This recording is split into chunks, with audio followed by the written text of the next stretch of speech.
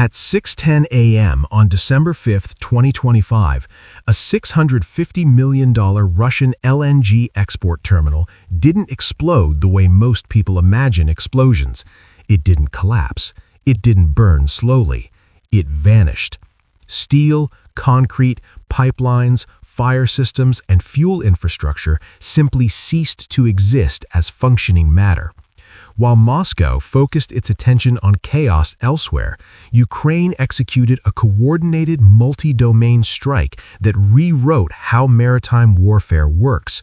Using 6 unmanned surface vessels, USVs, Mara platforms, these were not standard one-way attack drones. Each was a modular mothership carrying a custom flight platform with 4 FPV quadcopters, 24 drones total. Each quadcopter, with rotors folded and armed with shaped charges, was ready for deployment. Including the 6 primary surface warheads, the configuration produced 30 separate munitions. Each Mara carried a fiber-optic communications spool fixed to its stern, transmitting real-time video directly to Ukrainian operators in Odessa. This link rendered active Russian radio frequency jammers irrelevant. For nearly an hour, the 6 Mara vessels transited at 20 knots. The fiber link remained stable. At roughly 12 miles from shore, the fiber spools depleted. The Mara platforms automatically transitioned to a secondary, localized, encrypted mesh radio network. This change altered the tactical environment immediately. Radio emissions can be detected passively. On board the Russian patrol ship Sergei Kotov, passive electronic sensors registered high-frequency anomalies. Multiple contacts bearing approximately 270 degrees were detected. The electronic warfare officer triggered the alarm. The element of surprise ended. The Sergei Kotov and a second patrol vessel maneuvered aggressively, their AK-630 rotary cannons spinning up. In Odessa, Ukrainian operators observed the response in real time and launched the airborne component.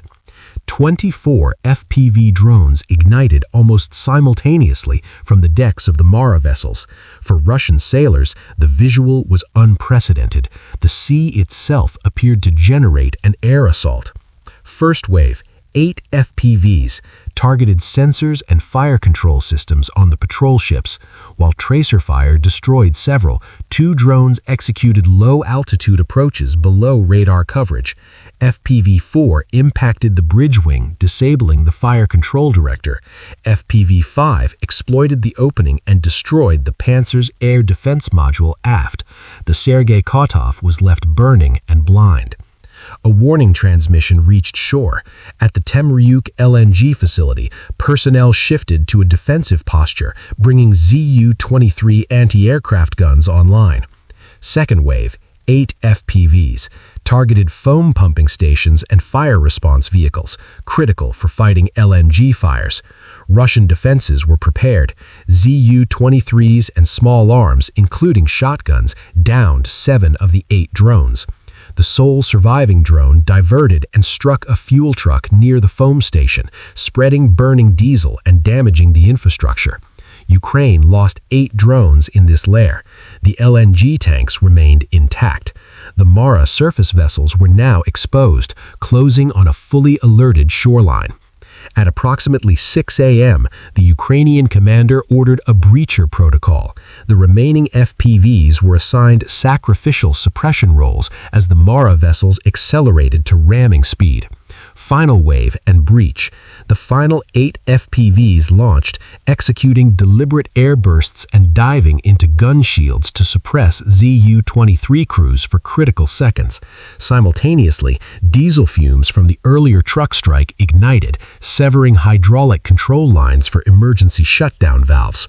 Targeting critical infrastructure, 2 FPVs targeted the LNG loading arms.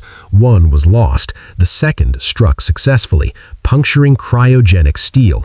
Liquefied natural gas vaporized, forming a massive dense fuel air cloud rolling across the facility. the final assault. 4 remaining Mara vessels accelerated through the vapor cloud. 1 was destroyed by an RPG, another sank.